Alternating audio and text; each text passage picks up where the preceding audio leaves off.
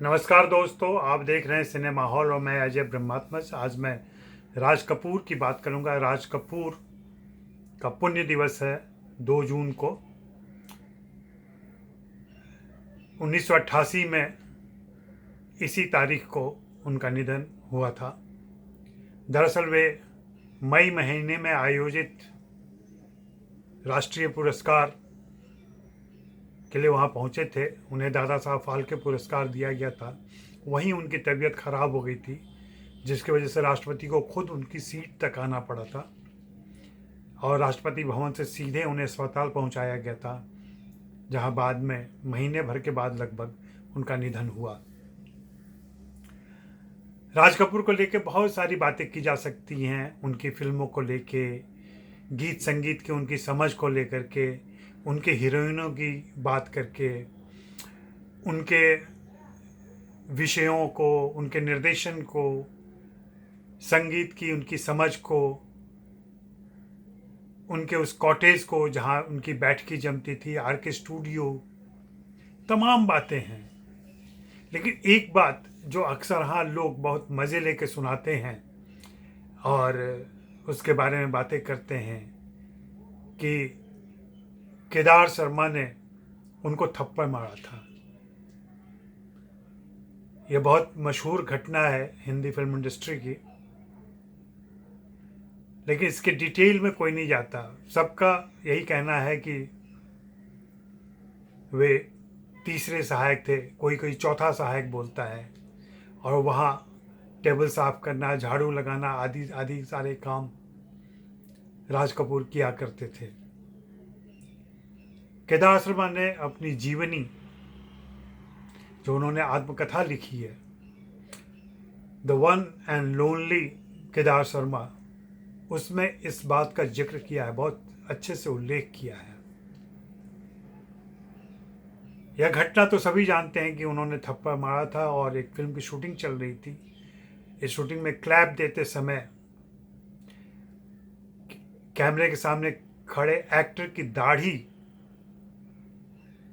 Clap में फंस गई थी और दाढ़ी निकल आई, जिसकी वजह से शाम की जादुई रोशनी में शूट किया जाने वाला वह दृश्य नहीं हो पाया था और फिर बाद में अगले दिन जाकर के उसकी शूटिंग करनी पड़ी थी। लेकिन इसकी एक बड़ी पृष्ठभूमि थी। थप्पड़ यूं ही नहीं मारा था केदार शर्मा ने। आज के ज़माने की बात कुछ और है। आज से 25 साल, 50 साल, और राज कपूर के इस मामले में तो लगभग 80 साल पहले यह बहुत सामान्य बात समझी जाती थी कि गुरु या अभिभावक ठीक करने के लिए, अनुशासन में लाने के लिए थप्पड़ मारते थे। यह थप्पड़ किसी प्रतिहिंसा में नहीं थी। यह थप्पड़ यूं ही नहीं चलाया गया था। इसकी एक बड़ी पृष्ठभूमि थी। सारे लोग जानते हैं कि उन्होंने राज कपूर को थप्पड़ मारा, लेकिन थप्पड़ मारने के पीछे जो अधिकार भाव था केदार शर्मा का, वह अधिकार भाव उनको कहाँ से मिला था? जो राज कपूर के साथ उनका एक रिश्ता था, उस रिश्ते की बात कम लोग जानते हैं। तो आज उनके पुण्य दिवस के अवसर पर मैं इस बात को याद करना चाहता हूँ। इसकी पृष्ठभूमि शुरू होती है कलकत्ता के टालीगंज मोहल्ले से। टालीगंज मोहल्ले में पृथ्वीराज कपूर रहा करते थे, न्यू थिएटर्स में काम करते थे।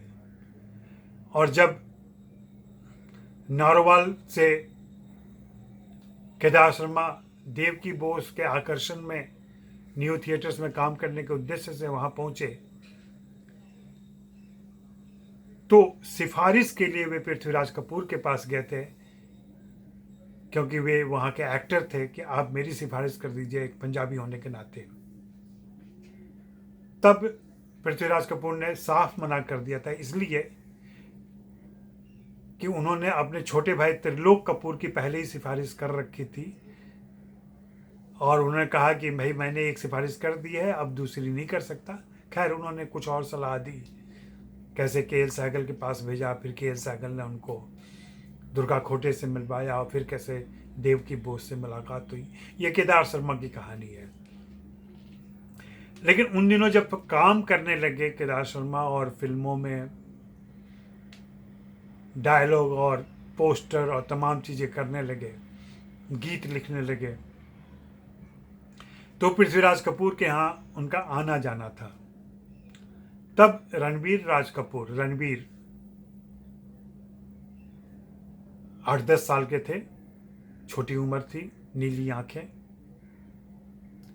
उन्होंने केदार शर्मा को फिल्म स्ट्रिप्स कुछ निगेटिव कटे हुए मिलते थे उन दिनों, या उनके हाथ लगा होगा, उनने दिखा करके केदार शर्मा से पूछा कि इसमें जो तस्वीरें हैं वो नाचने कैसे लगती हैं, वे चलने कैसे लगती हैं। केदार शर्मा ने तब उनको कहा था कि देखो, मुझे अभी जवाब नहीं मालूम है, जिस दिन इसका जवाब मालूम होगा मैं तुम्हें बताऊंगा। पता चलता है कि राज कपूर में ये जिज्ञासा थी, राज कपूर में उस एक्टर के रूप में खुद को देखने की जिज्ञासा नहीं थी। उनकी जिज्ञासा थी कि ये एक्टर चलते कैसे हैं, ये एक्टर नाचते कैसे हैं। साफ है कि वे उसके तकनीकी पक्ष के बारे में सोच रहे होंगे उस कच्चे दिमाग में। पृथ्वीराज कपूर और केदार शर्मा की भयंकर दोस्ती थी। ऐसी दोस्ती थी कि जब केदार शर्मा ने तय किया कि वे न्यू थिएटर्स में काम नहीं करेंगे, तो पृथ्वीराज कपूर ने भी फैसला किया कि मैं भी छोड़ दूंगा अगले हफ्ते, और छोड़कर वे मुंबई आ गए।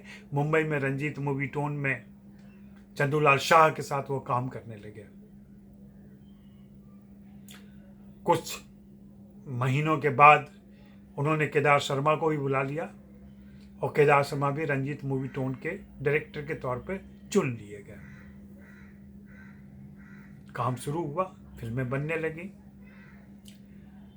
उन्हीं दिनों एक विश कन्या फिल्म बन रही थी। विश कन्या में खुद पृथ्वीराज कपूर काम कर रहे थे। केदार शर्मा ने महसूस किया कि फिल्म के सेट पे वे थोड़े उदास रहते हैं, शॉट खत्म होते ही कहीं बैठ जाते हैं कुर्सी पर अकेले। पुरानी मित्रता और एक अंतरंगता की वजह से केदार शर्मा ने पूछा कि मामला बहुत व्यक्तिगत ना हो तो अपनी उदासी का सबब बताएं, मुझे शेयर करें, मेरे बूते जो भी होगा मैं करूंगा। तो पृथ्वीराज कपूर ने कहा कि देखो मेरा बेटा, मैंने कॉलेज में उसका दाखिला दिलवाया कि वह पढ़ाई करे, लेकिन उसका पढ़ाई में मन नहीं लगता है। और ये केदार शर्मा की लिखी पंक्तियां हैं,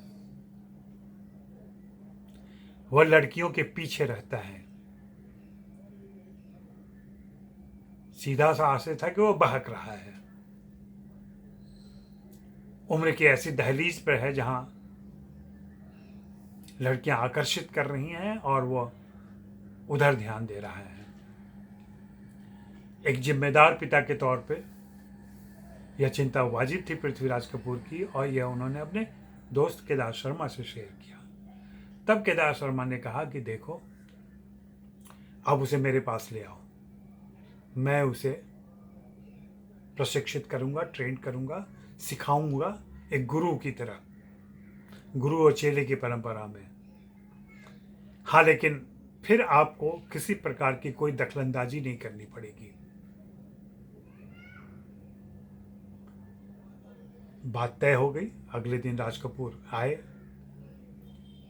उन्होंने राज कपूर को अपना असिस्टेंट बनाया और काम शुरू कर दिया।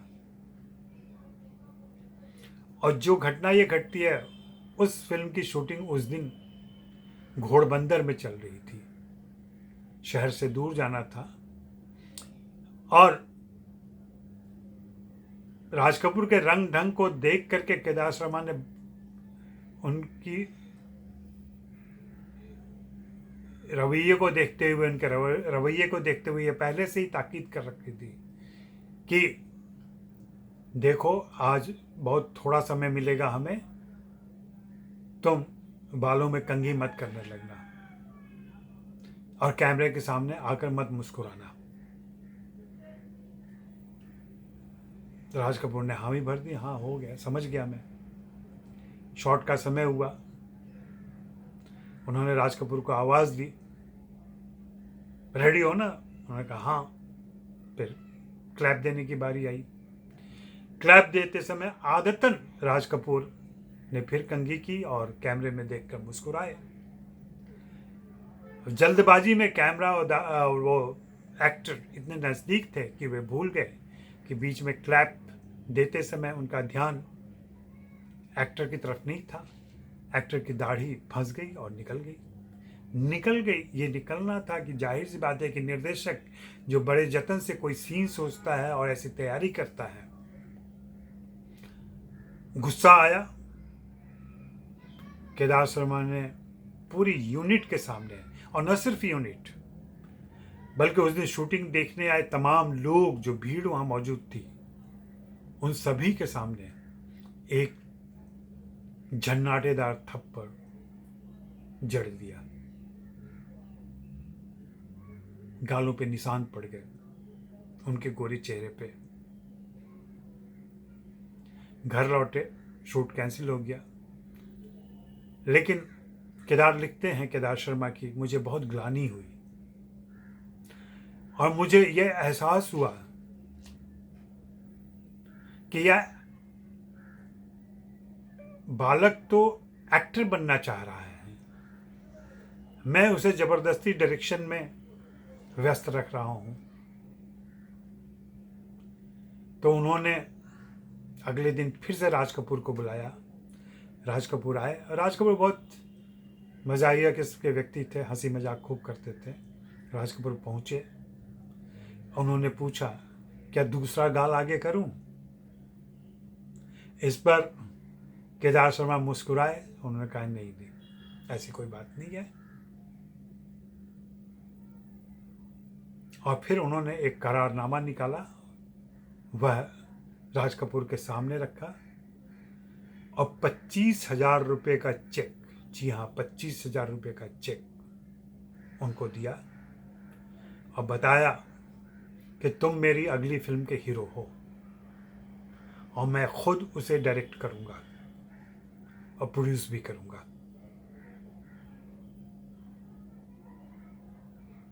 राज कपूर केदार शर्मा के इस आत्मीय व्यवहार से खुशी और भावनाओं के उद्रेक की वजह से रोने लगे।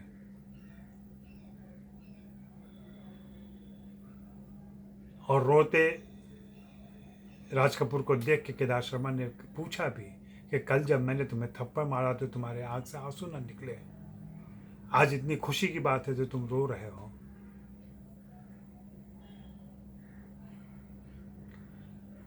तो ऐसा कहते हैं शशि कपूर ने कहीं बताया था कि राज कपूर ने कहा था कि थप्पड़ में सिर्फ जज्बा होता है,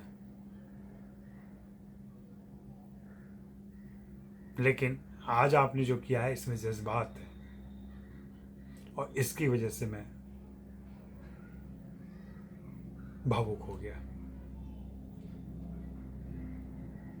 तो अगली बार जब भी आप राज कपूर और उनको थप्पड़ मारे जाने की बात याद करें तो इस पूरी कहानी को याद करें, इस पृष्ठभूमि को याद करें, पृथ्वीराज कपूर और केदार शर्मा के बीच की दोस्ती और समझदारी को याद करें। केदार शर्मा उनके लिए लगभग पृथ्वीराज कपूर की तरह ही थे और केदार शर्मा ने उनके भविष्य को देखते हुए उनको डिसिप्लिन करने के हिसाब से यह कदम उठाया था। लेकिन ग्लानि इतनी हुई और उनको इस बात का एहसास इतनी तेजी से हुआ, जल्दी से हुआ कि अगले ही दिन उन्होंने अपनी फिल्म के लिए उनको साइन कर लिया। उस फिल्म का नाम था नीलकमल। वह राज कपूर की पहली फिल्म थी जिसकी हीरोइन मुमताज़ थी। मुमताज़ या मधुबाला का पहला नाम था और राज कपूर की सिफारिश पर ही मधुबाला को फिल्म में लिया गया था। तो आज की कहानी यहीं ख़त्म। फिर अगली बार मिलते हैं और आप मुझे सब्सक्राइब करें, शेयर करें, लाइक करें और बेल आइकन भी बजा दें ताकि मेरे अपडेट्स आपको मिलते रहें। शुक्रिया, मेहरबानी।